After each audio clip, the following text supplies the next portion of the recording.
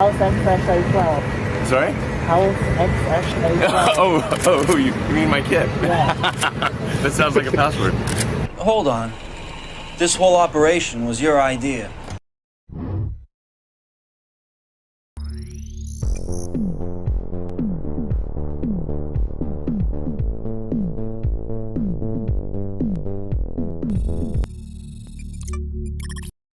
Hello, good morning, BB. Good morning, BBs. It's too early, but it's never too early to celebrate All Hallows Eve. It's October! Heavy October. Happy October, everybody. Here we are on the beginning of spooky season. Beginning? Well, for the greater population. I say spooky season A is year-round, but B officially begins on September 1st, in my opinion. But I understand the rest of the world, for the most part, joins me on October 1st. Did you see those places that skipped Halloween and went right to selling Christmas trees in, like, August? Yeah. What the fuck? It's real messed up, in my opinion. It's an economic indicator. The earlier Christmas comes to stores, the worse the economy is. Yeah. And, man, it was Christmas in August. I think, it could be justified by a horrifying year leading anyone to search for any semblance of celebration. But my thing is, celebrate Halloween first. There's plenty of joy to be celebrated on Halloween. Man, there's so much candy. There's so much candy. There's so much candy.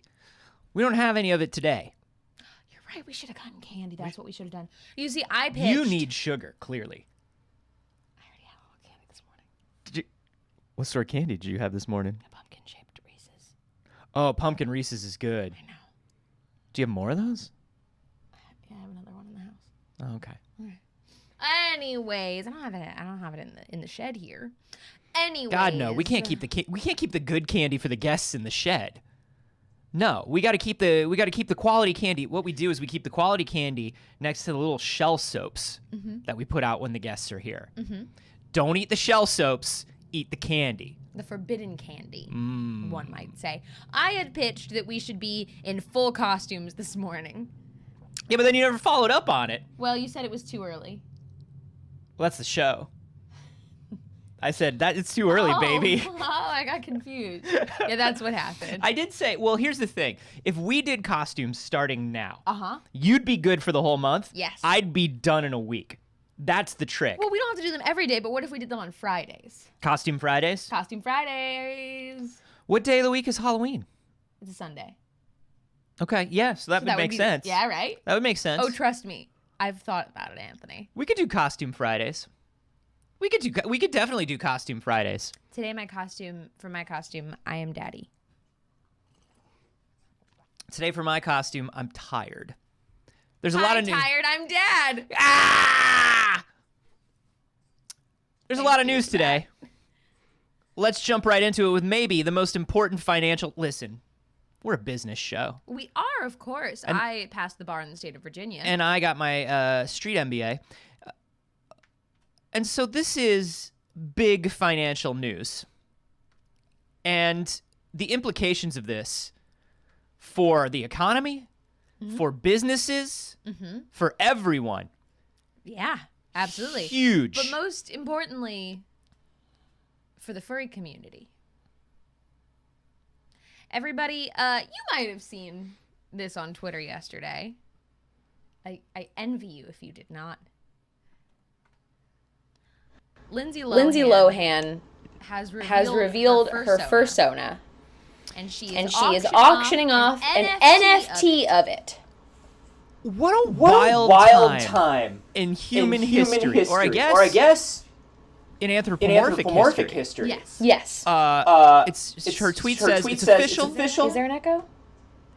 It's official. I'm a friend of the cartel.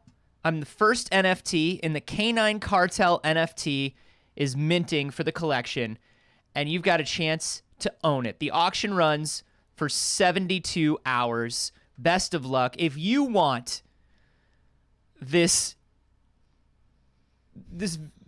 deviant art... Yeah, real deviant art. Okay. This deviant art vibe NFT of Lindsay Lohan. It's a dog. It does not have ears. No, it does not have ears. No ears. Human hair. It's not I'm not gonna say it's a bad drawing. I couldn't do it, but it's like, you know, Lindsay Lohan could probably afford better. Can she these days? I'm not sure. No. So here's the thing. No, she cannot. And she didn't do this. Friends of the Cartel is an art collective that sells NFTs. So they're a digital art collective. If you look at Friends of the Cartel here, oh my God, because I'm at anything crypto related. So here it is. It's basically like Fursona commissions, but as NFTs. So they take famous people and they collaborate with them to make a financial scam, because that's what NFTs are. So they draw the person as a persona and then they sell that as an NFT. NFT, of course, is non-fungible token. Yes. And what it basically means is nothing. There's a receipt somewhere on the internet that says you bought this Lindsay Lohan gift. My thought was always that it stood for nope, fuck that. Yeah, well, it should. Financially, you should only put about 60 to 70% of your money into NFTs. Like at most 85. Really bad At advice. most, you should take all the money out of your 401k and put it directly into dog JPEGs of famous people. Now, the top bid for this, I want to say, Saige, Please do tell. is currently 0.51 Ether. Okay. What's the value of 0.51 Ether? I don't know, like a bunch of Stanley nickels. Okay. It's $1,640 right now. Now, you would think they were probably looking for more. Now, we do have 1 day left, so the real bidding war hasn't started. You're right.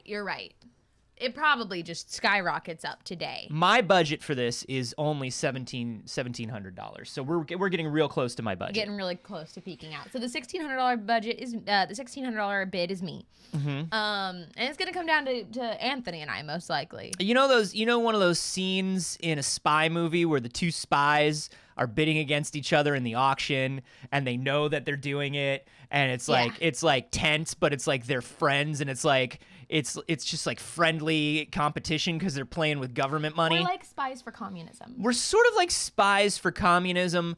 That's on record. Come at us. Look, this is anti-capitalist spies that hate NFTs. This is dark for a few reasons. Number one, NFTs. Yeah. Number two, for all the hype that NFTs have, this is the quality of the art. And this is one of the better NFTs I've seen. Really? If I'm honest. Wow. They're definitely money laundering scams. They're definitely like financial bubble speculation. So number one, that's dark. But number two, this is where Lindsay Lohan is in her life. Our adorable, wide-eyed little parent trap herself. You know, this is what it's come to. There's a lot that could be said surrounding Lindsay Lohan in this time as... Is there stuff going on with Lindsay Lohan? I mean... The adorable girl is from the newest thing. The adorable girl from the Parent Trap? The main thing. Somebody catch me up. There can't be much. Anyways, there's a lot of conversation about how the media did Lindsay Lohan very, very dirty. She was a child actor that got, the treatment of a child actor. But, this is real sad. In an alternate timeline, you're Lindsay Lohan. Do you know that? In an alternate timeline, you are Lindsay Lohan. There's probably stuff. No, because you're younger. You're younger. But I was gonna say there's probably stuff that you both auditioned for. Yeah, no, she looked older than me. She was older than you. Yeah. Oh, my contact lens is having a bad time. Go listen. We'll just stare at this beautiful art of Lindsay Lohan. Should we bid? How much should we bid? Can you bid lower than the current price? You can't actually bid lower than the current price. I just looked. So we'll have to bid more, I think. How many of those monies you got? I mean, what's that money called? What's that stuff called? Currency? Listen, be honest. Be honest. Smash or pass. Lindsay Lohan has a cartoon dog. Gotta be honest, it's a pass for me. Yeah. Yeah. I think the same. It's the non-visible ears. I wonder what's going on under the hair. It's the non-visible ears and the tacky 2007 outfit for me. Well, I think this is probably, is this like a famous Lindsay Lohan outfit from something? Not that I recognize. Okay, and you are our resident Lindsay Lohan scholar. So if you don't know, nobody does. Right. Which, by the way, this is totally off topic. Mm-hmm. Happy Britney Spears freedom. Happy Britney Spears freedom. Speaking of child actors who have been horribly mistreated. Yeah, she's not officially free. The conservatorship is not yet suspended, but her father is removed from it. And that's huge. So Yeah. They were trying to get some sort of like third-party neutral financial interest to be the conservator or something, right? yeah, I believe from what I understand, and I need to dive into the legal side of it a little bit more. I mean, always the goal has been to remove Jamie because he's a fucking monster that's been abusing his daughter for many years, and taking advantage of her financially, tapping her phone calls, Right. everything. This is somebody, so this is a conservator that would be neutral, that would be like, hey, let's see if she really does need to be watched, And in but addition also, to that, while her father is not her conservator, they can probably start the legal actions towards suing him because we know that that's in the cards. yeah. In the live studio audience, Pimba Salmo asks if the NFT fur has freckles, and it How does. does it have freckles? Oh, how does the fur have freckles? It does have freckles. And also, this is not our donation goal. Who is she? We would never. Did you do that? No. God, no. You lying to me? No. God, no. How does the fur have freckles? Cartoon. Art. Haven't you ever seen? Hey, Art. man, learn about art is what I say to you. Do you not know what art is? NFTs. There was a little information around the Fursona world that they put that furry Lindsay Lohan in, supposedly. Also, apparently has some really problematic kind of depictions of a Mexican cartel. Sure. It's not good. It's If I was to look at the Canine Cartel's art right now, also imagine being a celebrity and posting I'm friends with the cartel. okay, be honest, smash or pass. I don't have to answer that. You don't have to answer that. I won't. I mean, but just smash or pass.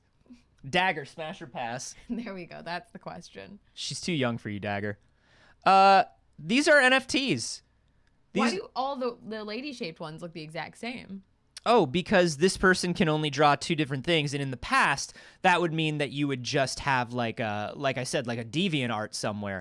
But now, gonna make thousands upon thousands of dollars. yeah, with the financial bubble being what it is, all of your mediocre and weird artists can get in right now. This is why I keep saying, we should sell an NFT. Now, they are problematic as hell, but what if we used the profit from our NFT to create a political lobby against NFTs? Or donated it all to environmental causes? I feel like that would just be because we'd have hurt the environment to give a little money to the environment. That's true. That's a bit like I my don't think we would perpetual undo motion it. machine that I invented when I was a youth. Yeah. It's like, no, if you're pedaling, that's energy. Yeah.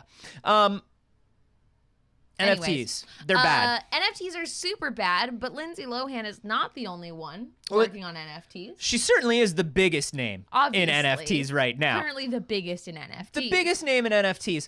There are some smaller names that just got into NFTs. See if you recognize any. I don't know any of these like D-listers, but Lil Nas X, Bella Porch, Grimes, who just freed herself of the man that doesn't remember their child's funny name that he came up with when he was high and watching Rick and Morty. Sounds like a password. Yeah, it does sound like that's the bit that we've been doing to you.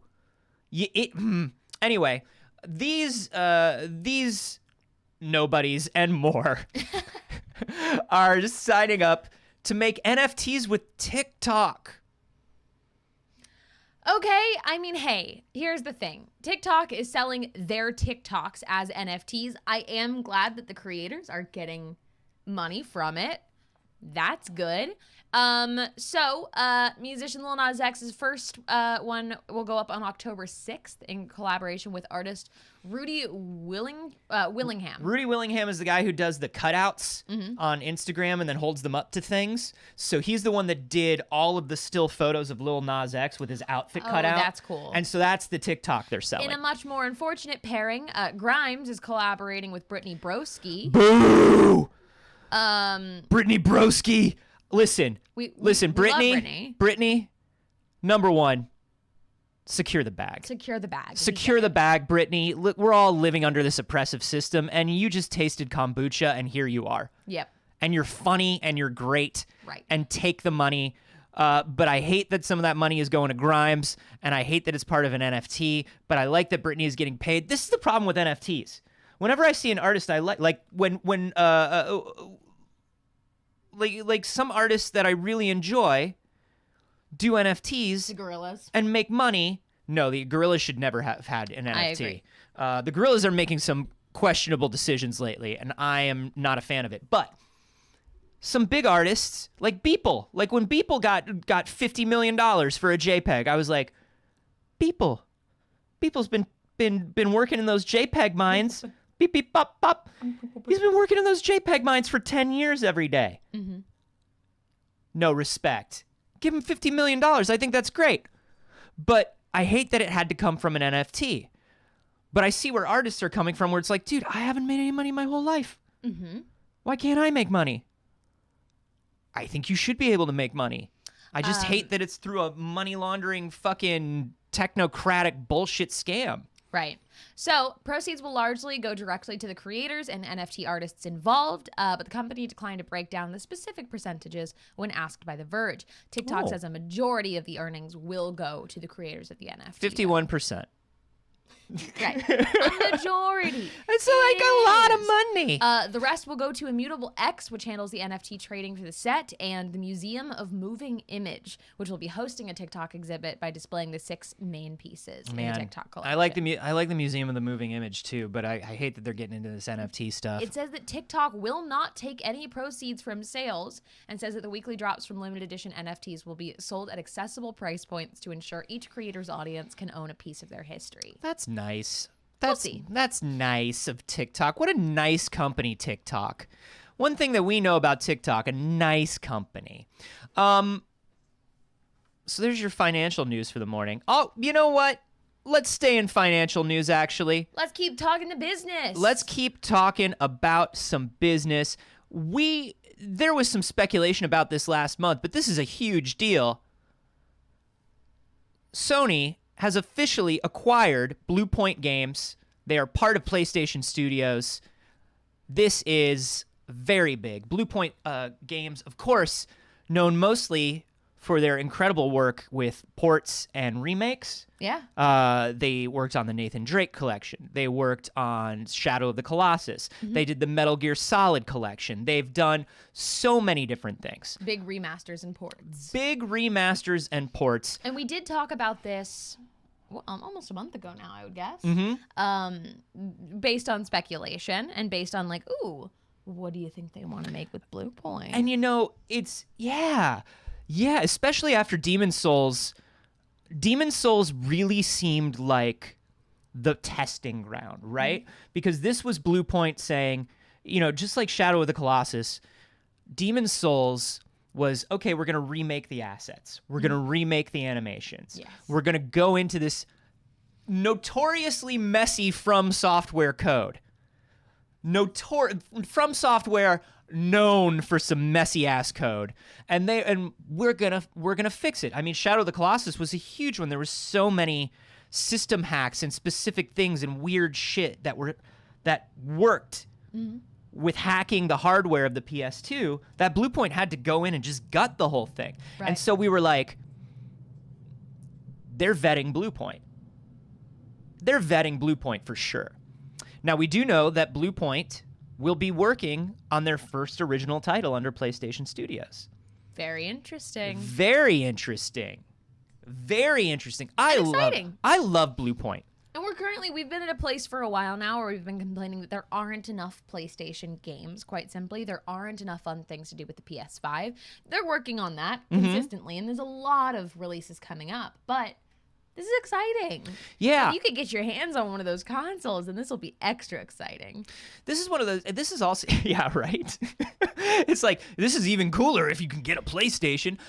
But Bluepoint, what I love about them is when they do remakes, they have such a love and such a care for the remakes that they make, you know? Like, let's go through the list. Here. The God of War collection for PS3. That was great. They did a great job with it. Eco and Shadow of the Colossus. Metal Gear Solid HD. They ported PlayStation All-Stars Battle Royale to the Vita. Not easy to do. Flower to the Vita. Titanfall. They did the Titanfall 360 port, which punched way above its weight. They did the Nathan the Drake collection. They did Gravity Rush Remastered. Yeah. Shadow of the Colossus and Demon Souls. They do great work. And when you look at Sony and how Sony was really kind of caught off guard by Game Pass, everybody has been caught off guard by Steam working to make Proton work with just about everything. PlayStation is sort of like testing the waters of going multi-plat and becoming more of a platform holder than a hardware company. Right. And I think Bluepoint is an especially important gear in that machine, right? Yeah. If they need to go to streaming platforms, if they need to go to mobile, if they need to go to the PC, and they don't want Gorilla having to work on their own PC port for the next Horizon. Right. They've got somebody to adapt in Yeah. the house. And that's what they do, and they do it super well. Very interesting. So this, I think, was a big piece that was missing from PlayStation Studios, and I think it was a good get. Herman Hulst in his video, Herman was trying to remain corporate cool, but I could just see in his eyes, he's like, fucking got him. We finally fucking got him. Because when you look at that list of games, it was like mostly Sony. Yeah, 100%. Come on. Right. Come on. It makes perfect sense. That's very exciting. And hey, we spoke a little bit about Valve. Yeah. A little bit about Steam, a little bit about Valve. About Valve. About Valve. About Valve. Beep, boop, beep, beep. Beep, bop, beep, bop. Beep, bop, beep, boop, boop, boop. Here's something interesting. Mm-hmm. Some proof of concept files for an AMD-powered wireless headset, codenamed Deckard, or Deckard. Deckard. It's Deckard. That's Blade Runner. Yes. Which makes have sense. Appeared in Steam VR.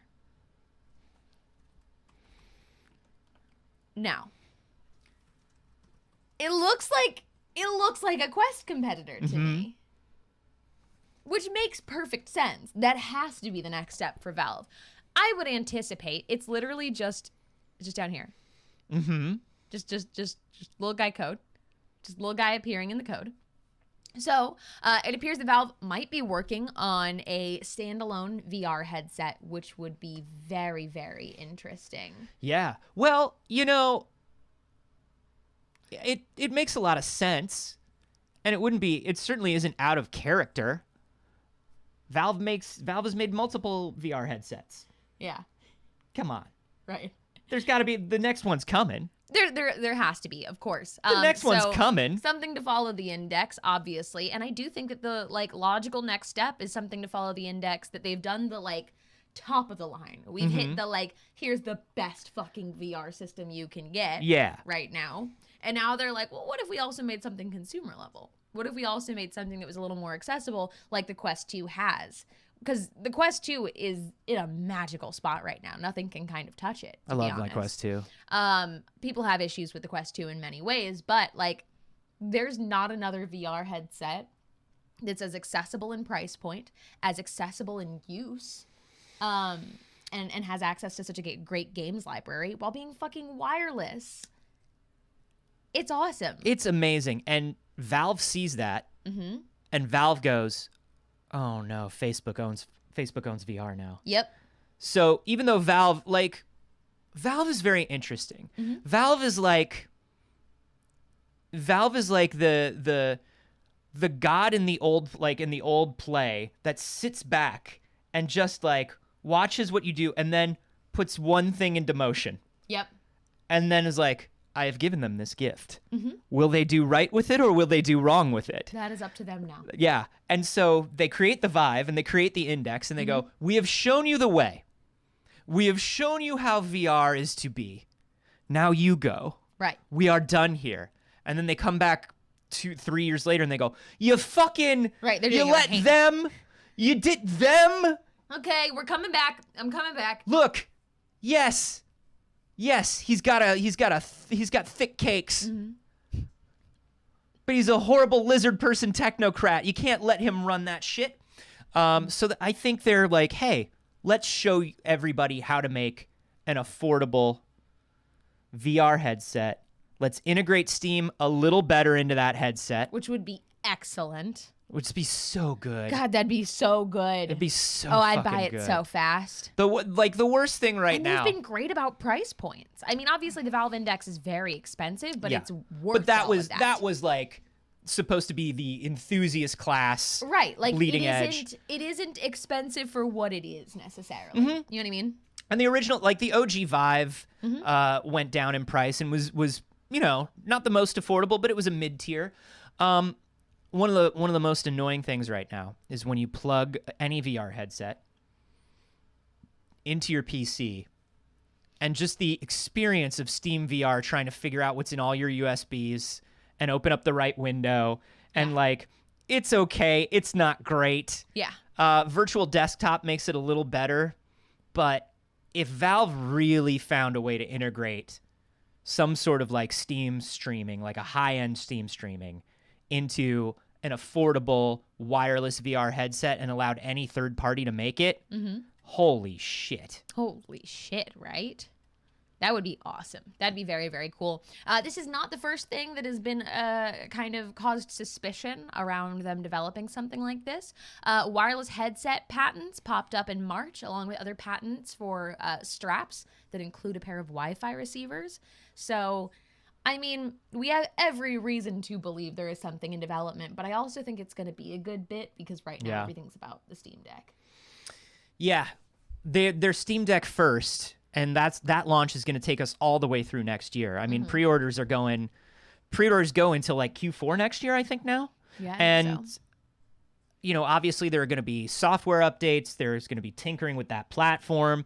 So, they have a whole separate VR team in-house, and they do wild stuff. Yeah. So I would imagine they're working independently, but retail-wise and marketing-wise, I don't think they want to take focus off the Steam Deck until next year. I'm going to make my guess. I'm going to say 2023 announcement for 2023 holiday release. Yeah, that sounds right to me. I'm going to say like Q1, Q2 announcement for pre-orders.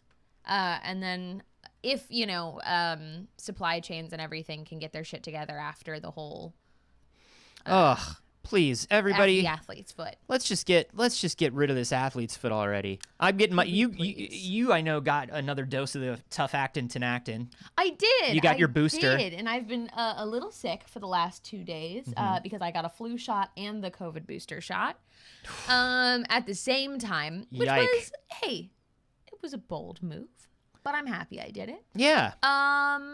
But fighting off the athlete's foot with a baseball bat out here. Yeah, I'm going to get my booster on Saturday, and I'm electing not to get the flu shot at the same time. I normally get a flu shot, but every time I'm in public now, I'm wearing a mask, and I'm in public so rarely. I'm just like, I wonder if I'm going to be super worried. I used to travel a lot and like have to deal with like a lot of strangers for work, like a lot of people do, and so I was flu shot. I have a lot of plans for travel, and I work around people again. Yeah, that's true. I work in an office. I work in a studio every, a few times a week at least. So if you got your, laws are different or procedures are different depending on where you live, but and the kind of vaccine that you got in the first place. But if you're a Pfizer or Moderna person, just Pfizer right now. Just Pfizer up to this point, and you are 6 months out from your second dose, you might be eligible for a booster shot. You should check it out. Going to get that booster. We encourage it. Hey, taking it home with the 1, 2, 3 punch of business. That's a 3-hit combo of business. You love to see it. Let's talk about our favorite Asian American actor, Scarlett Johansson. Okay, that's not. Now is not the time to insult her. I'm sorry. I'm in a mood today. Have you noticed that I'm in a mood today? I don't know what it is. We don't punch at the woman being taken advantage of by a large corporation. No, we don't. No, we don't. We don't need to. And it is just as much so many other people's fault that she was cast in that role as hers. Sure. If not more. Yeah. I'm just in a mood today. She was personally requested by that director, and it was incorrect, and it was fucked up, but it is not just simply we should place on the woman's head because women are an easy target. Let's talk about Scarlett Johansson and her lawsuit versus Disney. To catch you up, in case you were unaware of it, Scarlett Johansson was suing Disney for a bunch of the money that she did not get because she was promised a full theatrical release, an exclusive theatrical release for Black Widow, whereas they released it to Disney Plus day one. Therefore, a lot of the money that she was promised on the back end from theater releases, a large portion of the salary she was supposed to receive for her 8-year Too Late movie, she didn't make. Right. Whereas all of her male counterparts in the Avengers did. Yeah, it's rough. The movie made $367 million at the box office and $125 million on streaming. Now, that doesn't mean that it would have made a ton more than that total if it had gone to theatrical, but what it means is that, I mean, it most likely would have, but that's, that's $500 million during the pandemic. That's still huge. Mm-hmm. So it's not about that the movie made a ton less than it would have. What it's about is traditional studio contracts pay these actors and big talent for box office. There's a certain rate that they've negotiated for the money that it makes at the box office. Streaming is not box office. And so what Scarlett Johansson was saying was like, yo, you owe me like $50 million. Because, number one, we're pretty sure the movie would have made more at the box office. And number two, I'm supposed to get like a certain percentage of that. Correct. I am the Black Widow. Right. She wasn't getting the percentage in the same way from the Disney Plus streams, which made so much money. A lot of her contract was hinging upon theater releases. So we finally have a settlement that has been reached. Disney will be paying Scarlett Johansson $20 million.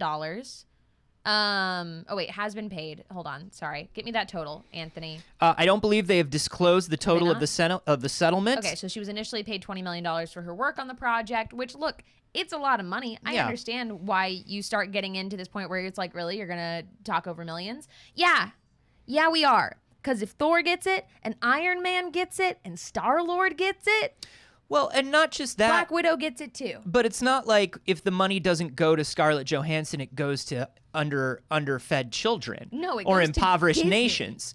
So it's like, no, give her the money.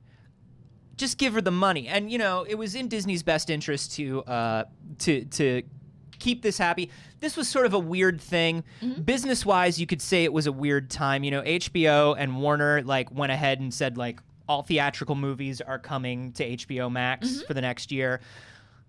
A lot of this was business using the pandemic and hey, you're trapped at home and we know you still want to be entertained, to try out a lot of their wilder business ideas. Mm-hmm. And unfortunately, they did not make new deals or restructure deals with a lot of this talent before they made those decisions. So, famously, like a lot of people have come out and been like, yo, you can't just put my movie straight on streaming. I counted on that money. Yeah. That's was, and a lot of these actors or a lot of these directors or a lot of these production companies pre-finance their next production based on the money they're guaranteed for their current production. So if you're Scarlett Johansson and you run your own production company, which she does, and you've got your own projects in the works, you go to the bank and the financiers and you go, hey, lend me the money to make this movie. Yep. Because I have this much money coming from Disney. It's guaranteed in my contract. And the bank goes, cool, we'll let you make these 3 movies. What the fuck happens when you don't get that money? A bank's gonna call you. Bank calls me if I'm a day late. In a statement from Disney's Alan Bergman, he said, "I'm very pleased that we have been able to come to a mutual agreement with Scarlett Johansson regarding Black Widow. We appreciate her contributions to the Marvel Cinematic Universe and look forward to working together on a number of upcoming projects, including Disney's Tower of Terror." Right, and that's the other thing. Disney's got a long-term relationship plan with Scarlett Johansson. And we said, as far as like a lot of these lawsuits went, Scarlett Johansson handled it the best of anybody. Yep. There wasn't a big public fight. There wasn't a big, because here's the thing. Chris Nolan comes out, Patty Jenkins comes out, and they're like, "You're killing the soul. If you don't release my movie on the big screen, you're killing the soul of film." And not only that, she said, "Go to the theaters anyways" at peak pandemic. Yeah. Patty Jenks. Jenks, who is, from a right-wing military family. Not saying anything, but saying something. Oh, I'm saying something. We know which way she leans. So like, that's a very public slap fight between millionaires and billionaires, and nobody is sympathetic. Nobody is sympathetic in that situation, right? Especially when you come out and you go, "My movie is the greatest, and I'm mad that you won't go see it, won't risk death to see it in IMAX." Right. When honestly, it was Wonder Woman 1984. Right. Oof, rough. Or Tenet. Hey man, you want to travel through time with me? I'm going to travel. I'm wearing a suit. What did you say? Okay. Scarlett Johansson was like, "This is a business matter, And I'm going to handle it as such. I'm going to handle it as such." And she did. And she did, and this was the coolest and best way to do it. You're absolutely right. Of course, Scarlett Johansson got a lot of hatred thrown her way during this, of people not being sympathetic. She was the easy target for being greedy. And yet, if it was Chris Hemsworth, nobody would have said a goddamn thing. Yeah, this reminds me of what we were talking about the other day when we were talking about the copyright terminations on the Marvel characters. And there was a huge number of people screaming at the families and estates of these creators of these characters, like Spider-Man and Iron Man. We're talking about Steve Ditko and Larry Lieber and like Gene Colan. Like, and here's the thing. And these people were yelling, "Don't take it from Disney. You can't. Poor Disney. You can't. If these mean people get the characters, there will be no more Avengers." And that's not even correct. They can lease back from them the copyright. They would just then be forced to actually pay the estates of the people who created those characters. It doesn't mean those characters have to go away forever. You're gonna get your giant pretzel at the theme park. What it means is that these people, these artists who created these characters, now have a say and a financial stake in what happens to these characters. Yep. That's all. Hey, keeping on Disney, let's talk about some exciting Disney news. We got All right. that Boba Fett poster. Ooh, baby. December 29th. This was literally, this poster came out the moment we were ending the show on Wednesday. Yes, it did. So, we still have to show it because look at him. So good. So good. I'm very excited. So, of course, this is hitting Disney Plus on December 29th, as Anthony said. It'll be right after the holidays while people are still on their little holiday break. Excellent timing. Nice little Boba Fett time. Look at this. Look at a man spreading in the chair. I love it. I love it. Yeah. That's kind of it. That's it. That's what we got. We have That's the news date for it. I'm very excited. We've talked about this before. Huge Star Wars fans, obviously, but Boba Fett was never among my favorite characters. Mandalorian really made me love Boba Fett more than I ever have. Yeah. And so the Book of Boba Fett is very interesting. Plus, fucking Ming-Na, man. Fennec Shand. Oh, so good. Come on. And you know that she is going to be there, of course, in the Boba Fett series. I'm very excited. So I think good. This is going to be excellent. I grew up loving Boba Fett just based on cool. Like Boba Fett was just cool. He's like, that's the thing, is Boba Fett is a look and a mystique. Exactly. You know? And I loved that as a kid, no doubt. Yeah. So I've always had a special love in my heart for Boba Fett.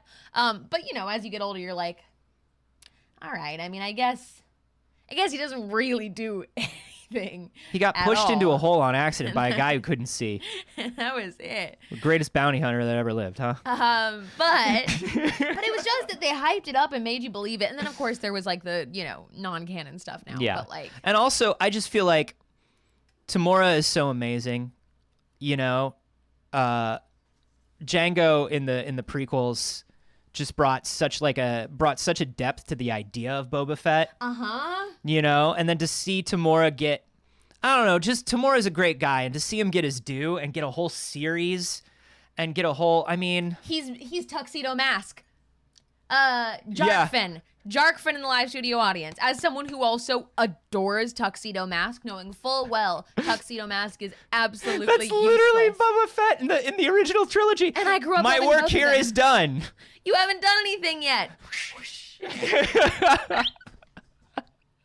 I'm very excited. I'm super stoked for this show, but that's exactly what it was. He showed up, and then before it could really be ruined, he disappeared. And it was a mystery, and it was lovely, and I cannot wait to get more of where they've landed on for who the character of Boba Fett is. Yeah. I think it's very cool, and I'm super excited. I want to talk some more about Disney and Marvel and all of that related information right now.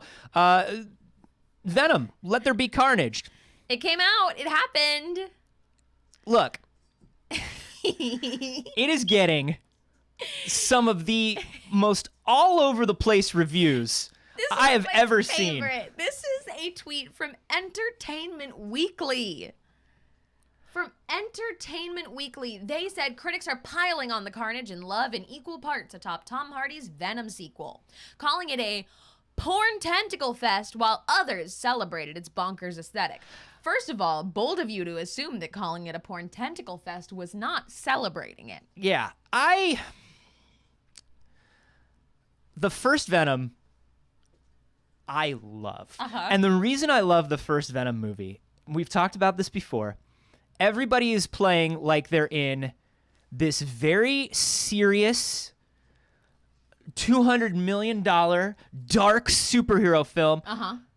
Tom Hardy's in a romantic comedy.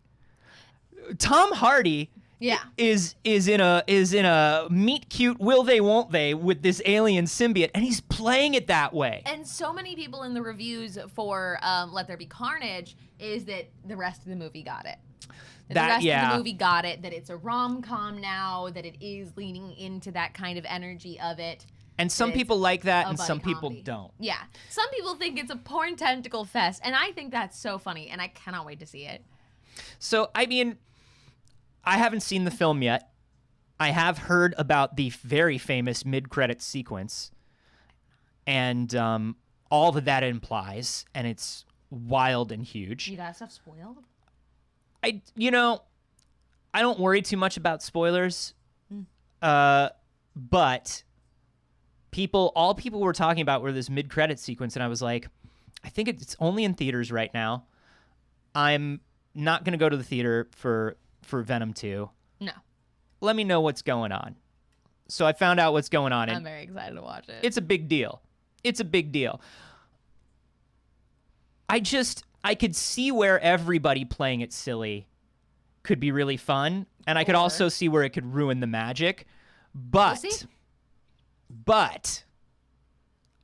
Woody Harrelson, man, is just the most inspired casting for Carnage. Like, really is. Somebody at Entertainment Weekly had to type the words porn tentacle fest. I like that Entertainment Weekly, I don't know. It's very funny. And it's like, hey, tell me, what's the downside, Entertainment Weekly? You've said some things, now tell me the downside of the film. Some people, though, of course, have responded appropriately to that with things like, joke's on you, I'm into that shit. Did they really make a tentacle porn? Porn tentacle fest, you say? Good news, everyone. Yeah. But you implied there's a downside. I'm not seeing it. Yeah. I just think, I'm ready. I'm ready to embrace the weird. Actually, the more the more people say it's weird, the more I am inclined to go see it in the theater. Yeah, right? You know, if they were just like, yeah, Venom 2 is pretty good, I'd be like, okay, great, I'll catch Venom 2 at some point. But because they're like, this fucking thing is bonkers, it's all over the place, it's a mess, I'm like, ooh, tell me more. I bet it's great. Yeah. I bet it's actually very awesome. good. Rice Krispie Joints in the live studio audience said, I work in a movie theater, and the only thing I can say is that it's the loudest movie I've ever experienced. That's carnage, baby. And as somebody with sensory issues from some undiagnosed mental illness, maybe I will wait and see it at home. Very, very excited. At the very least, Loud noises. I want to see that. I want to see that credit scene. I'm very excited. In other movie news, Five Nights at Freddy's has lost its director. Wait, they're doing the Five Nights at Freddy's movie? Yes, it's a big deal. Willy's Wonderland already happened, Anthony. So Willy's Wonderland, from what I need it anymore. from what I understand, was a script that somebody brought to Five Nights at Freddy's. to Scott Cawthon for Five Nights at Freddy's, and Scott Cawthon was like, "No, thank you," because they had already made a deal with Blumhouse. Blumhouse, of course, kings of horror right now. Which, I love a Blumhouse film. Don't Yeah. get me wrong. And had a big director, Chris Columbus, Harry fucking Potter, Chris Columbus. You know, Christopher Columbus. Yeah, the person who didn't find America. I mean, this is the guy who wrote a bunch of famous films and then went on to direct. Like, he wrote Gremlins. Uh-huh. He wrote Young Sherlock Holmes. He went on to do, all of the first 2 Harry Potter movies. Right. Chris fucking Columbus was going to do this. Here's the problem. And you may have guessed what the problem is. It's fucking Scott Cawthon. Scott Cawthon, of course, the creator of Five Nights at Freddy's and a garbage man. Yup. An absolute garbage man. Basically has approval over script and creative. Blumhouse made a weird deal. They thought he was going to roll over and, Like people usually do because they know that they are not qualified to make a movie. Right. They thought, hey, he'll put in his... I'll be here to preserve his IP. Hey, this is pretty bad. This is pretty bad. We wouldn't do this. But instead, Scott Cawthon has required so many rewrites that Chris Columbus has left. Scott Cawthon thinks he knows more than Chris Columbus. Y'all, don't worry about this movie. Don't worry about it. Willy's Wonderland exists. Willy's Wonderland. And Willy's Wonderland is a Five Nights at Freddy's movie. Willy's It's Wonderland. just my skin. It stars Nicolas Cage. And it is the most bonkers movie experience I've ever had, debatably. I watched it in VR with some friends. And it's the closest I've ever felt to being on drugs.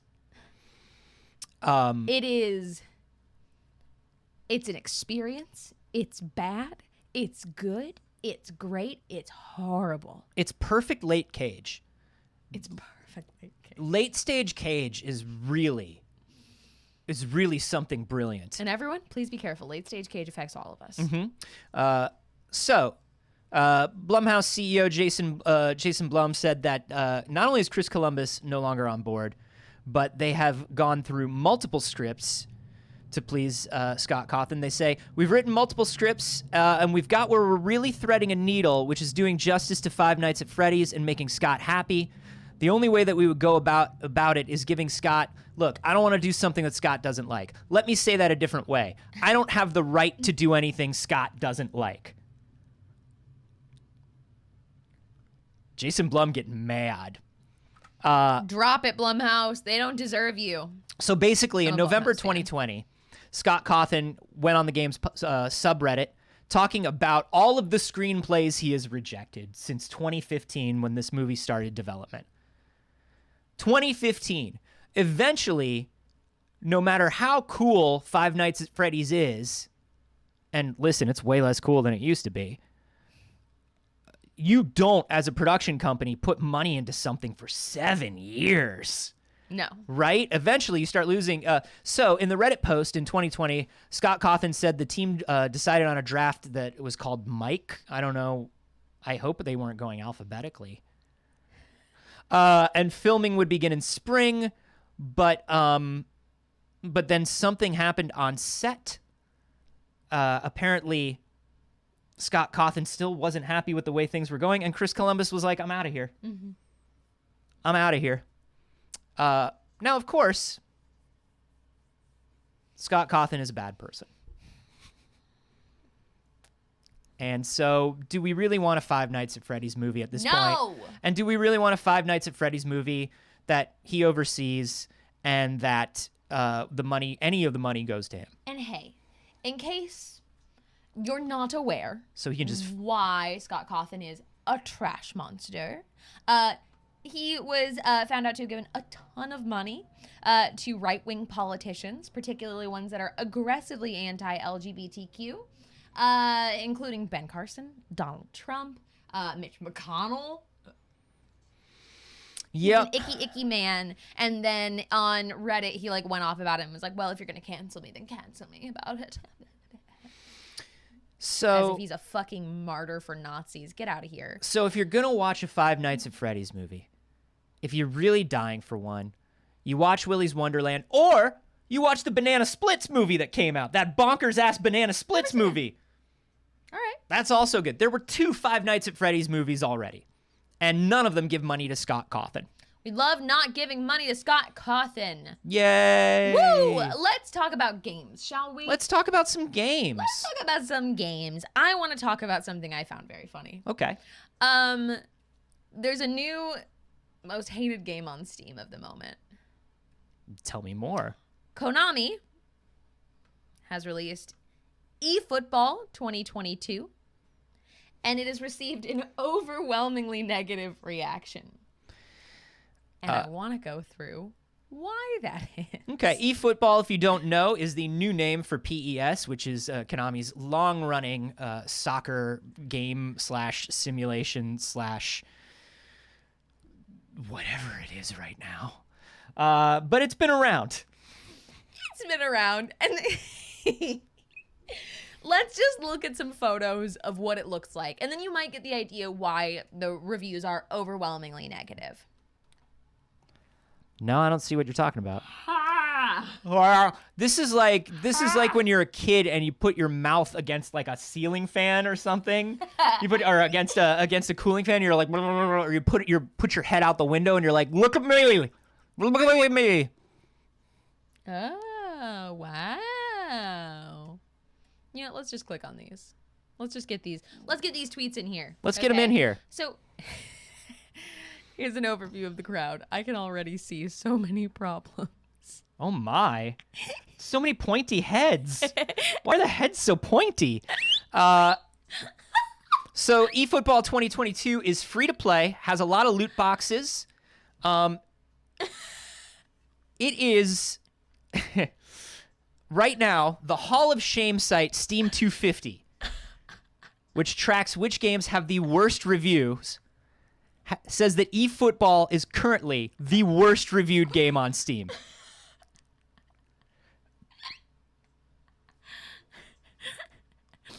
Wow. I can't believe they finally released Pablo Picasso's Cubist Football. Yay! Yay, football! Oh, good, it's football! Wow. It's a bunch. Look at that.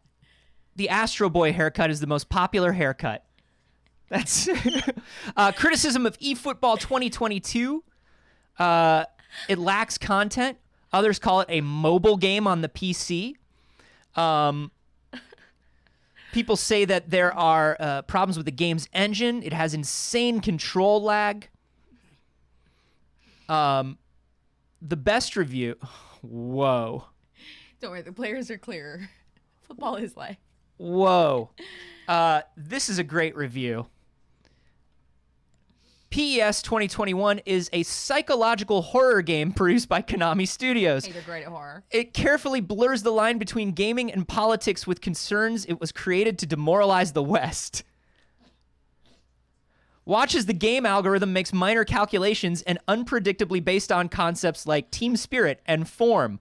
Watch in vain as 4 men stand around watching a ball because the computer has decided they are not due to receive it. Battle against referees who will allow your forwards to be dragged back, knocked over, and brought down while clear on goal, but will book your players for a millimeter of gentle connection with the opposition while winning the ball. Hey, I'm just looking for a little gentle connection. We're all looking for a millimeter of gentle connection here.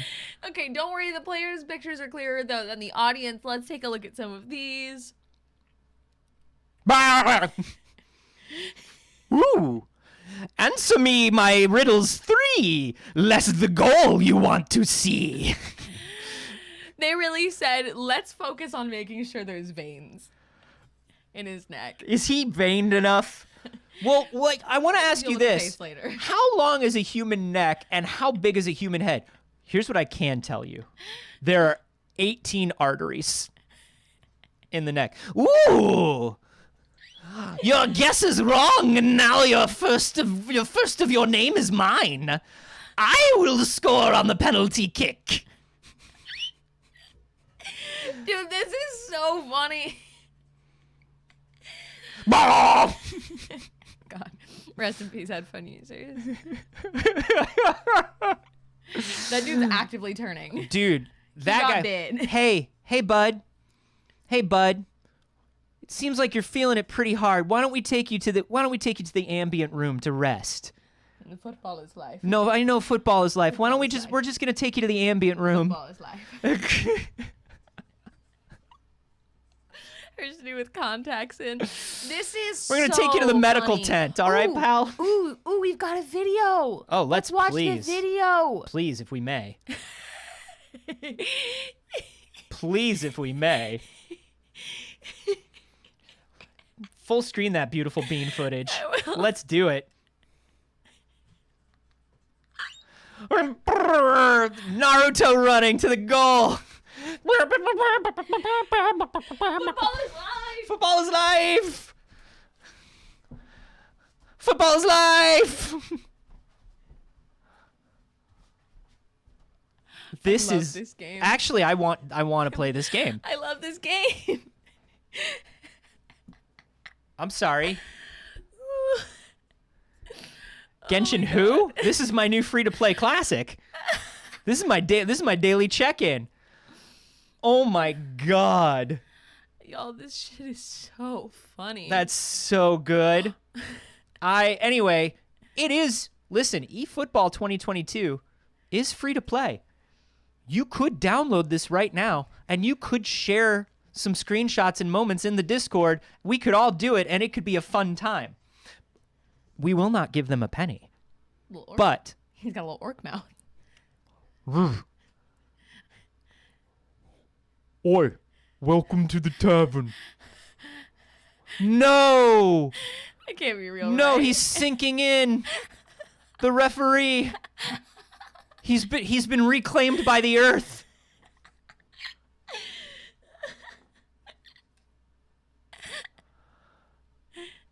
He's been reclaimed.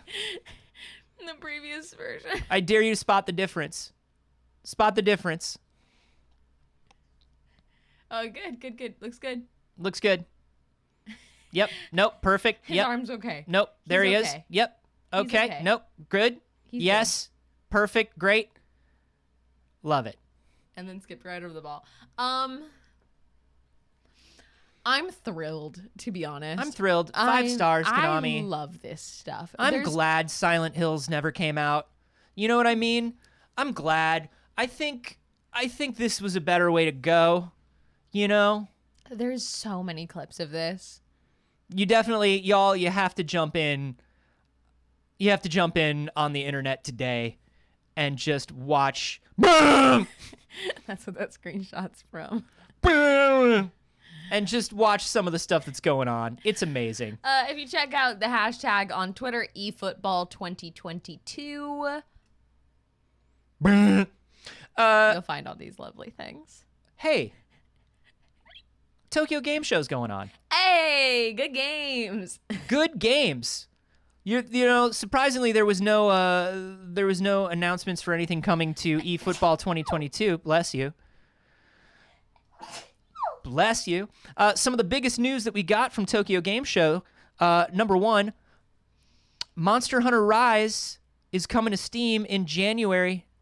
I'm very excited. We knew it was coming to PC. We knew it was a timed exclusive. But it's going to come on January 12th. This new version is going to feature 4K resolution support, high-res textures, uncapped frame rates, optimized keyboard and mouse controls, voice chat, and ultra-wide display support. Listen, Monster Hunter Rise, one of the best games on the Switch. But you know how it be. You know how it be. Yeah. You want it crispy. You want it crispy. If you want it crispy, you want it high res, you want it on keyboard and mouse. You want to sit at your PC for it. You want to sit at your PC for it. You want to, hey, maybe you want to play it on your Steam Deck next year. If you didn't like playing it on your Switch, you can put it on a different You can put it on a different handheld console. that probably runs it still at a higher resolution. That's fair. I mean, that's the thing, is like that's not what the Switch is about, right? The Switch is about the experience. Monster Hunter was a great experience on the Switch. I think it'll be great on the PC. Monster Hunter Showcase also revealed a Sonic and Ghosts and Goblins collaboration that we don't know much about, but we know that they will put Sonic in literally anything. Literally anything. Ghosts and Goblins, on the other hand, will arrive on October 29th, and we do have information about. The new Ghosts and Goblins Resurrection came out. Here it is. A lot of people really enjoyed it. I've never been a Ghosts and Goblins fan. I'm a fan of it in theory. I hate playing them because it's one of those games that is mean to you on purpose. But I love Arthur. Punishing. Yeah, it's punishing on purpose. It's unfair. It's a hallmark of the series. But I do love all of the Capcom collaborations in Monster Hunter. I love that they just brought Rush. You can have Mega Man's dog. That's very good. The Street Fighter collabs were amazing. Yeah. And Arthur makes perfect sense in Monster Hunter. It's what he does. He hunts monsters. Although, do you really want Arthur instead of a Palico, though? Oh. Very cute. Oh, that was cute. Oh, that was cute. I liked it. I liked it very, very much. Other things that we saw, Scarlet Nexus is heading to Xbox Game Pass, which is very exciting. There were a few other things. That's quick. Yeah, right? That's quick. And I think that shows, I mean, it was what? It's been less than 6 months, hasn't it? It's available as of today. AI, the Sonium Files, and the Mighty Goose are No, also- I mean, Scarlet Nexus came out less than 6 months ago, retail. Yeah, and then I'm saying Yeah. it's available on Yeah. Xbox Game Pass now today. Right. So that's what I'm saying is like this is kind of quick. Yeah. That's super wild. This is the new model. This is the new model. Get that first couple months of big sales and then immediately go to Game Pass. I bet we see more and more games doing this. Yeah. That's very huge. interesting. Microsoft also reconfirmed its commitment to Japan by revealing that Arcane Studios' Redall will include a complete Japanese voice cast at launch, which I'm very happy to hear about. And Bethesda Starfield will also include Japanese text and voices. That's great. Which is good. We love to hear that. We love Arcane. We're looking forward to Redfall. Have you messed around with Deathloop much yet? I have not gotten into it yet. I've watched some Deathloop, but I have not played. Very good. Very good. You got a new King of Fighters 15 character. Swery. Their new game, The Good Life, revealed The Good Life is coming out on October 15th. And there's an Xbox exclusive demo today if you want to play Swery's new game. There's a little trailer. It looks very cute. It does look very cute. It's a very, like, GameCube animation to me. Right? Or like, what is this? And I love, like, it looks GameCube-y to me. It's very cute, but because it's Swery, it's going to be very weird. Yeah, happiest town in the world. Yeah, I'm gonna play the hell out of that. Yeah. Spooky undercurrents all over the place. Ooh, love a Swery game. Oh yeah, absolutely. And what is that available on? Xbox. Is that an Xbox exclusive? The demo, yes. Okay. Um, It will launch on Xbox, Nintendo Switch, and Steam, as well as Game Pass on October 15th for the full game. that feels So that catch me streaming that in 2 weeks. feels like a Switch game to me. Yeah. Feels like a good one for the Switch. What else is going on in games? Oh, so this is just something I wanted to mention. We were talking. Game Pass was trending all day yesterday. Because Avengers, of course, drops on Game Pass today. Right. And a lot of people were talking about that. Between that and the announcements from Tokyo Game Show, Game Pass was everywhere yesterday. Yeah. And I gotta say this: we were speculating as to whether Game Pass can bring new life to the Avengers, and I don't think that matters. Yeah. I think this is exactly what Xbox needed and wanted was these two games, along with the Bethesda thing. To just put another rise of attention on Game Pass for people to go, oh, yeah, I gotta get Game Pass. Game Pass. Like, I wasn't going to play Avengers, but like for $15, I can try Avengers and then play the rest of the stuff that's on it. This is going to be a huge boon to Game Pass. Microsoft they're making smart decisions. They're making some big money moves. They're making some big money moves, but I bet Avengers didn't cost as much for them as you would think. Oh, yeah.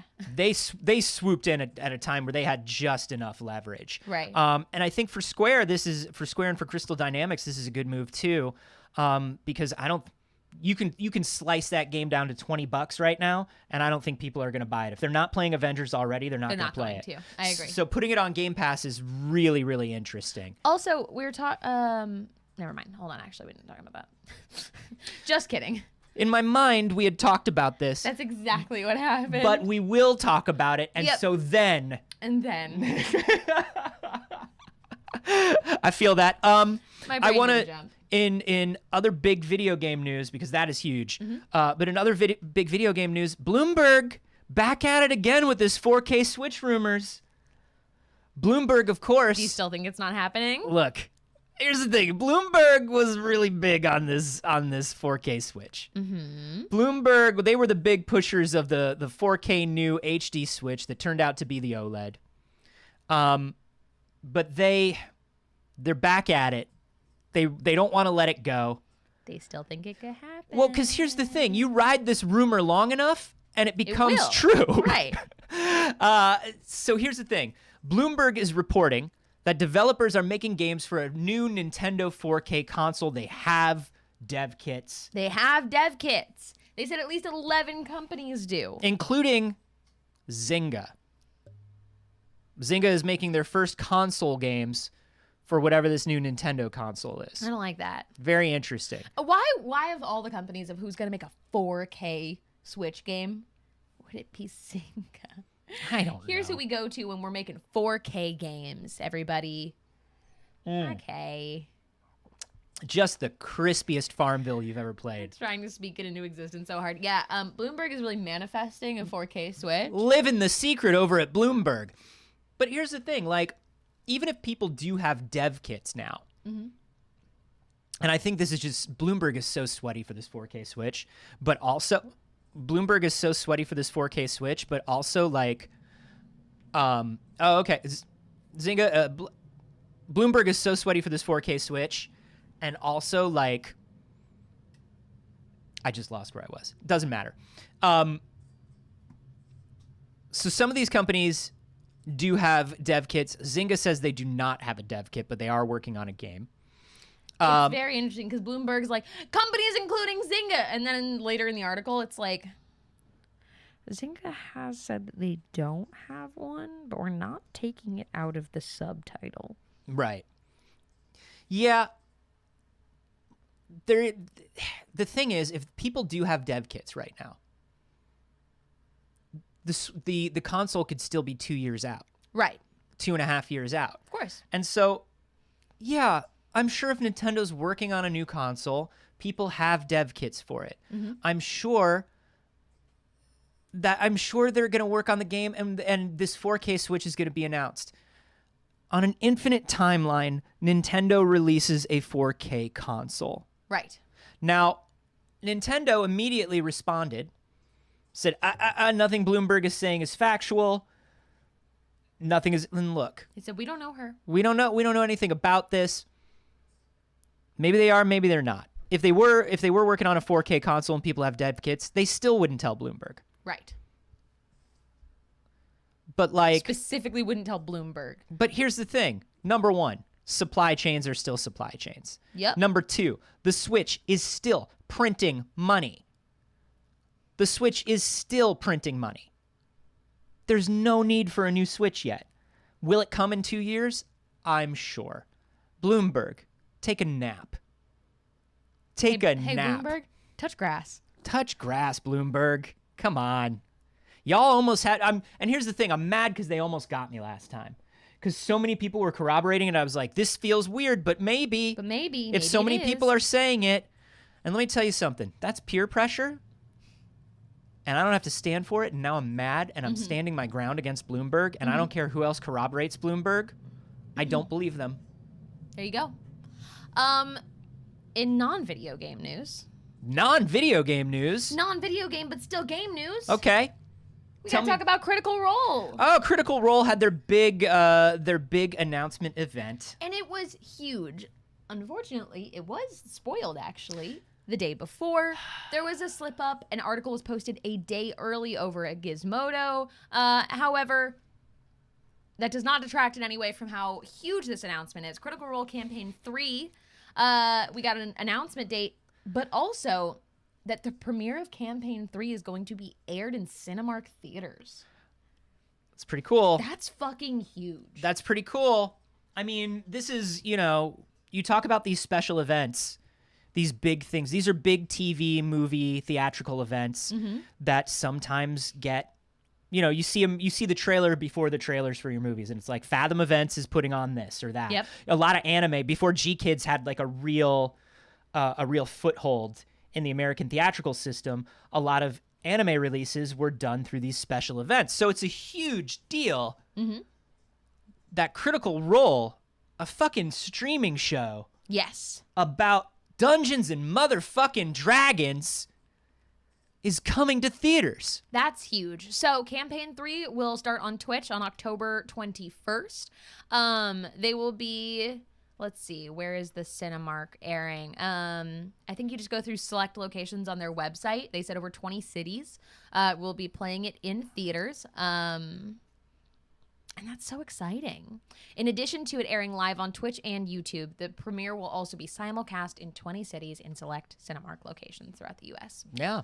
That's massive. I mean, look, a win for Critical Role is consistently a win for the tabletop industry. A rising tide lifts all ships. It really is. And like, I was having a conversation with a friend recently about how we're kind of in this space of like where television was in the 1950s, where nobody really knows what the fuck is next. And some people are making some bold moves, and this is the path being set.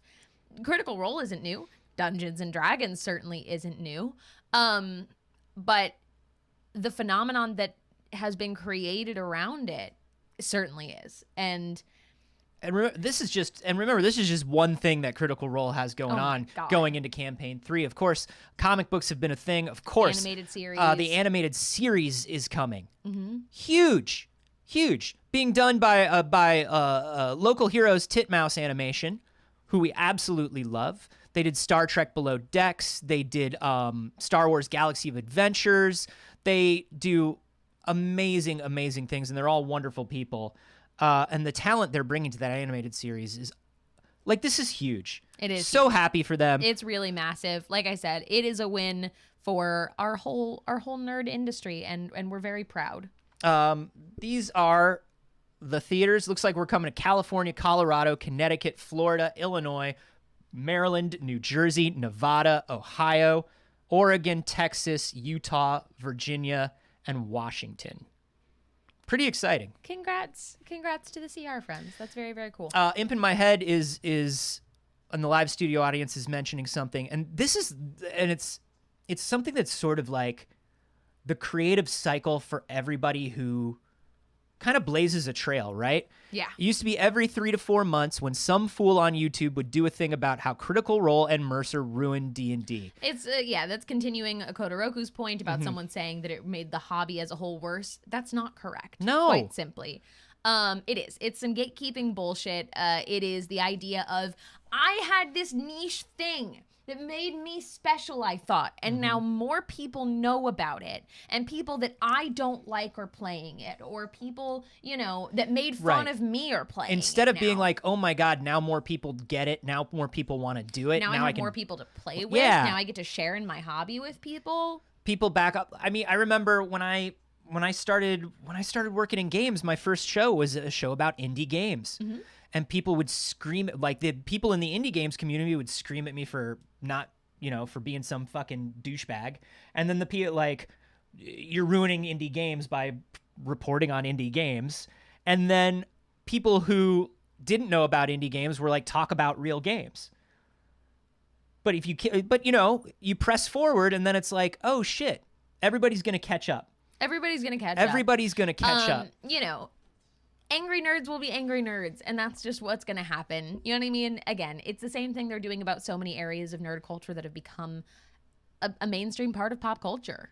Like, I don't know. If that makes you angry, sucks to suck. Did it ruin it for you? Good, get out. Yeah. I think a lot of it isn't conscious like envy or jealousy in a lot of cases, but it is sort of like, hey, I've been doing this for years and I can't make my living off of it. It's like, you could have.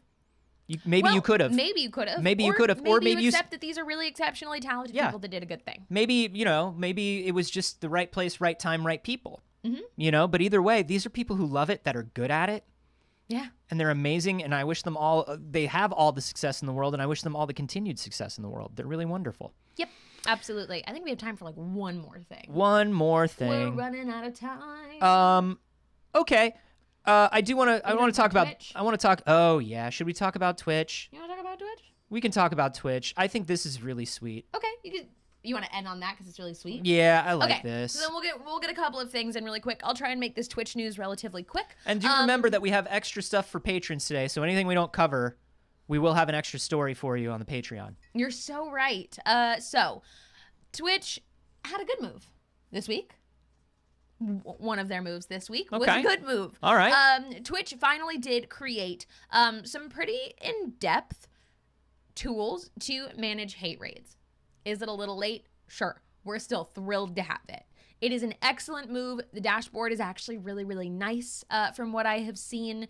And essentially, it allows Twitch streamers to go in and kind of curate in a little more detail who is allowed to interact in their chat. You can do things like specify that they have to have a phone number attached to their account. You can specify that they need to have a phone number if their account is less than a week old, etc. So it's not just a on or off kind of thing that would limit you. You can really kind of get into the specifications with it. Yeah, and the dashboard's nice. Some things that I really enjoy about it are moderating certain amounts of chat or chatting at all for people who've been followers for, you know, an hour, a day, 2 days. Like you can really drill down and sort of like figure out what you want to do in terms of managing your audience and who is chatting and who can say stuff. And it's great. It's great. So first of all, yay, 10 points for Gryffindor. 10 points for Gryffindor. We want to separate and celebrate that because we have to take the good with the bad. Right. And this is the Twitch story that I saw this week. Now, let's talk Twitch about boosts, baby. Twitch is adding something called boosts. When I think about boosts, I think in terms of Discord. I think, oh, a boost. Thank you for giving me a boost. Now everybody can chat in the server a little better, and the video looks a little nicer, and we can do more emotes. But what does a boost mean on Twitch? Let's break down what a boost means on Twitch. Boost is a tool currently being tested. It is not officially unveiled, rolled out. There we go. It was a combination of the two. It is not officially woven into the threads of fate. So, Boost is a tool created where during a set amount of time that you activate it, your viewers can pay real world dollar monies to boost your stream. Boosting is to push your stream to one person's front page for each person who boosts. Fuck this shit. Now, let's get into it. A boost, I believe, costs 99 cents. You run a certain amount of time to allow people to participate, somewhat like a hype train, except a little more controlled. And viewers are essentially paying to advertise your stream with no specifications of whether or not that's an audience you want to reach, no targeting of people who would actually be interested in your stream, and no money going to the creator for those boosts. Now, on the surface, this seems really bad, but don't worry, because when we go a little deeper, it's really fucking bad. It's worse. Right now, the Twitch algorithm on the front page is what it is. Some of it is curated by Twitch staff. Some of it is algorithmic. Some of it is based on things that you enjoy, games that you've watched previously. Some of it is just due to raw numbers. Some of it is due to paid placement. There's a lot of algorithmic and curated stuff going on. But what this does, there's a lack of it. right?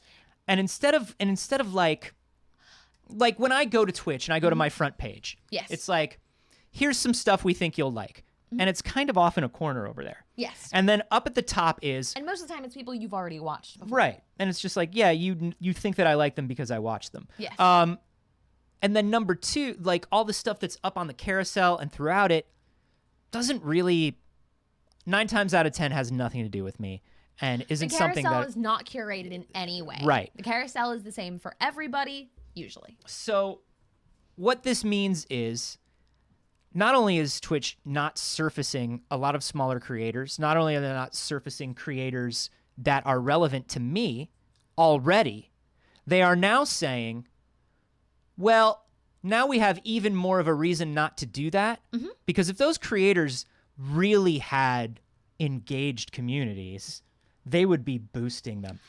That's fucking paid advertising placement, and you're putting That's it what they said.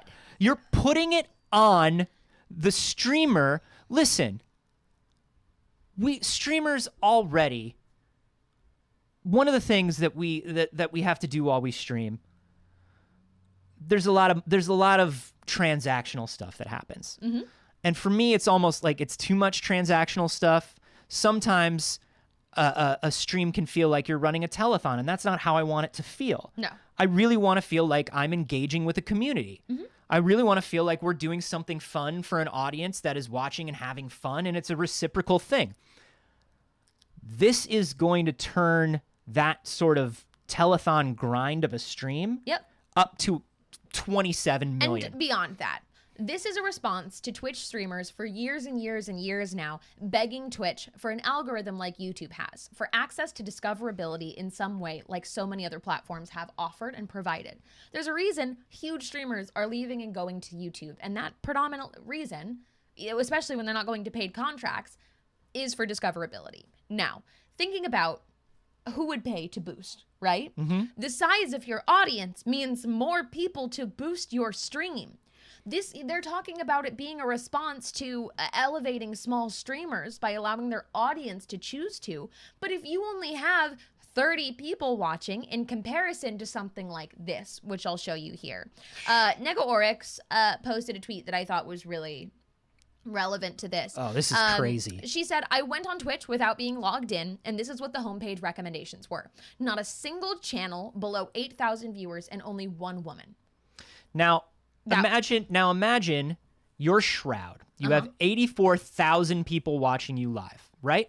Or you're us.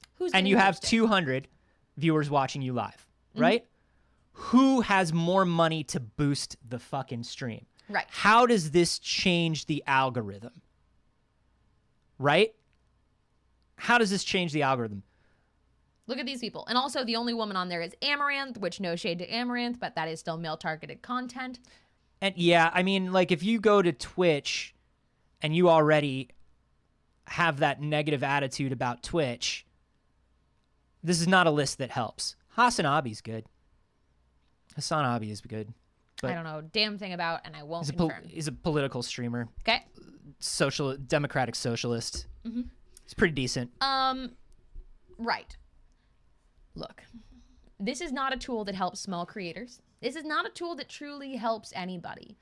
All it is is putting us in a position where the top creators make more money for Twitch. That's it. Because again, none of the money that your audience is spending on this goes to the streamer. That is going to discourage them from donating because they might put money towards advertising your stream instead. It is going to discourage them from doing bits and subscriptions potentially and reallocating the funds to something that Twitch gets 100% of. So right now there are streamers that have small to medium audiences that, you know, Twitch is either a part-time job or a full-time job for them. And, you know, it's a source of income, but it's not a huge source of income, right? That income evaporates if all of this stuff, like Saige is saying, now I don't want you to put the money into something that goes to me, even though I'm streaming 4 or 5 hours a day after I work my job. Now I need you to boost me and send 100% of it to Twitch, just so people keep watching me and so I can grow. This is literally working for exposure. Yep. Twitch has brought working for exposure to Twitch. Which, like, it was already there, but they've just really elevated it. Also, Anxious Vet in the chat said, isn't Fex a woman? No, Fex is not. It's another white man. It's fucking crazy. Yeah, I think the only two were Hassan Piker and Amaranth were the only two non-white men. Look, it's not great. This is bad. Definitely let your opinion be known to Twitch, I think. I think this is the sort of thing where usually Twitch, here's the thing about Twitch. Twitch is neutral evil. Yes. Twitch is neutral evil. Big corporation, want to make money. Yeah. Don't want to lose everyone from going on the site. So the last time this happened, the hate raids really started and everybody did the day off Twitch. They went, oh shit, we have to listen. Fine. Yep. That's the way Twitch is. And currently, this is still just being tested. This is not cemented yet. So this is your opportunity to provide your feedback, provide constructive criticism to Twitch that this is not something that we want. Right. So a thoughtful statement to Twitch and Twitch support would be a good thing to do if you don't like the sound of this. And we certainly don't. Do not harass Twitch support. It's not their fault. Do not harass Twitch support. Do not harass Twitch employees. It's not their fault. I mean, it is somebody. Somebody came up with this idea. But we'll never know who it was. And it's not going to be and they're too high up. They're not going to be any of the people you would interact with in a support setting. They got access to a helipad and a rope ladder. You know what I mean? By the time you get there, you'll be like, curses. We were just seconds too late. Right. And we've had features like this that were tested by Twitch in the past that were awful that Twitch did retract on. So here's hoping that that is the case again. We will still celebrate the tools that they've added to prevent hate raids. And I'll be using them most certainly. That's great. We're running long, but I do want to end with something for spooky season since it is day 1 of spooky season. Okay. We'll save everything else for the Patreon, I suppose. So this is... I'm very excited about this. Kino Lorber, which is a great film distributor, has launched a free streaming service for cult films. It is incredibly well curated. Like cult classics or films about cults? Yes. How about that? It's called Kino Cult. It is ad supported. It starts tomorrow. And let me bring it up because let's take a look at this. These are some good. If you do 31 days of horror for Halloween, like I do, like Saige does, if it's horror movie season, Kino Cult is a great source for free horror movies. They do a great job with curation. Look at these 70s and 80s movies. The fucking Quest, The Pit. So good. Mario Brava, a whole section on Mario Brava. Come on. Artsploitation, The Occult. Look at this. Ooh. Look at this hard-boiled horror. Nosferatu in there. Yeah. These are The some Circle, that hit Netflix reality show. That's what it is. Watch it with that. That's what it's based on. Bunny, this is some good shit, and it's totally free. There will be ads. I believe it's pre-rolls and post-rolls. I don't believe they're mid-rolling their movies, which is super great. But there's a lot of amazing stuff. Yeah, that's tight as hell. Yeah, so check it out, kinocult.com. You're going to love it. It's spooky season. It's time for the spookies. That's a great place to leave off. Thank you for starting your morning with us, of course. Today is Friday, which means your next show will be on Monday. We do the show every Monday, Wednesday, and Friday. Costume Friday starts next week. Costume Friday starts next week, I guess. We're wearing costumes every week. Baby, it better not get hot again. This show is very early, so that means we're getting up real early to put those costumes on for you. So show a little appreciation for it. Thank you very much. And hey, there's a lot of ways that you can show your support for this show. One, donations. They buy us sugar breakfast. We're probably gonna go get sugar breakfast right after this. Probably gonna do it. I deserve a donut. I got a shot, and they didn't give me a lollipop, and I got another one, and I still didn't get a lollipop. So I deserve a donut. That reminds me, I got a sticker for you. It's a donut, and underneath it, it just says worry. The other things you can do, subscribe, of course. That's wonderful. Very cool of you. Thank Very you. cool of you to do. Just following. And hey, the best thing you can fucking do, you're already doing it. You're watching a show. We make a show. You watch a show. That's the dream, baby. If money is weird, if you don't feel like following, if you don't feel like subscribing, but maybe you already have. You still follow. You know. You don't have to subscribe and I'll donate. You know, if it, whatever. Right. If you want to share, the show, share a clip, share a screenshot, share a GIF. Just let people know when we're going live. We're on YouTube now. Subscribe to the YouTube. Maybe share with your friends who aren't on Twitch, who don't get up so early, who aren't hard workers like you, who are up early to till the content fields. All of that stuff helps. Joining the Discord helps. Love having people in the Discord. That's free real estate, baby. You don't got to pay for a Discord. There are cool people in there doing cool shit. We want to thank everybody who directly supported us during the show today. Thank you to Ro for the follow. Siver Me Timbers. Oh, Hawk RMB with the host for one with the host. Siver Me Timbers with the follow.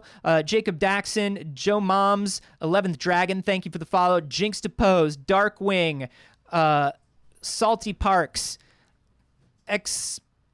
Sleep Near. I got it. Thank you for following. Alonzo with 19 bits. Thank you very much. Buzz McCallahan with the follow. Da Pizza God with the follow. Z Sago with the follow. Tom Biden with the bits. 54 Aqua Snakes with the bits. G Rex with the bits. Goochman Twitch. Mike, who I believe is on a plane right now, gifting off those subs to begin the thing. So lovely. Thank you all so much for your support. Remember, look, maybe this looks like a big fancy network.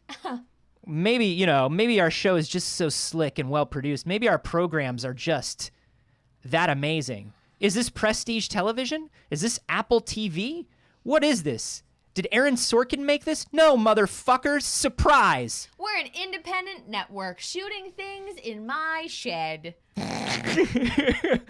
And very soon, going to be shooting a bunch of stuff here. Everything that we're doing right now is working towards being an in-person little studio, little production. Wink. Getting all of our friends to hang out together in person for stuff. We just picked up a bunch of equipment that we can't afford. We sure did. We just bought, you know what? I'm just going to say it. We went into some debt to get some fucking cameras. I'm just going to say it. We got cameras, which I'm very, very excited and very, very proud of. It was our biggest big kid purchase for Pixel Circus ever. But we got cameras so that we can do the games in person. So that's pretty exciting. I know this, number one, also, this may look like we're shooting it on 18 Red Komodo Dragon 8Ks. like David Fincher. Yeah. But no, we're shooting this on a fucking action cam I bought 4 years ago. Keep your mouth shut about it. So, a huge thank you to everybody who literally makes this possible. We could not do it without you, and we appreciate you so much. If you want to continue supporting us while we're offline, you can always support us on Patreon. We do a bunch of fun stuff over there, and that's what we're about to go do right now. We're going to record a bonus clip. That's right. Of a story we didn't get to talk about. So, even more show. You can watch it then on days where there's no it's too early. You could go watch it then and be like, oh, I missed them. I missed them so much. I missed them so much. I'm glad I get to see them today. And we're glad you get to see us today and that we get to hear from you in those comments and in the Discord. Anthony. Saige. The fuck is your deal? Fuck is my deal? Well, I'll tell you what. You can find me everything on the internet at Carboni, except for here on Twitch, where I'm at Anthony Carboni. Twitch, you cowards, it's mine. Give it back to me. Look, currently I'm a Genshin Impact streamer, and I don't know what that means for me or my life or who I am or my identity, but I'm dealing with it. You know what I mean? So go follow for some good Genshin Impact. I'll probably be on later this evening. Also, today is Friday, which means there is a new episode of my science comedy podcast with Jeff Kanata. It's called We Have Concerns. You can find it at wehaveconcerns.com. Today's episode, we have the lovely Josh McCouga guesting from the Good People Association. You may be familiar with him. A lovely, lovely gentleman. And we are talking about data and AI scientists who have tried to analyze what makes a creative person go on a hot streak so you can recreate that in your life and what their findings have been. It was very wild. I'm excited to listen to that one. Yeah, so hit that up. wehaveconcerns.com. Saige, fuck is you about? Fuck is I about is currently two very kind donations that we just got. Mr. Bulldog666 with the $10 and Grumpy Steen with the $20 said Camera Debt Fund. Thank you. We love you both. We love you all. Anyways, you can find me everywhere on the internet at Not Saige. I stream over on my channel. I will be streaming tomorrow. Tomorrow's our community day. We've been doing some community Minecraft builds. Very, very fun and exciting. You can find me on the Smosh Games channel, on the D&D channel, on Mad Cave Studios. I'm around all the dang time. And that's pretty cool. Oh, and this Sunday, for One Time on the Internet, here on this channel, we're back finally. We've had some scheduling struggles coming up. Ian Heat Cox is guesting. We're going to be talking about the history of YouTube with someone who's more qualified than anyone to talk about the history of YouTube. Wow. From one video about a Snorlax to a multimedia empire. So that's pretty cool. We love you, BBs. Very much. We love you, Thank you for BBs. starting your day with us and have a wonderful rest of it. We'll see you on Monday. See you Monday.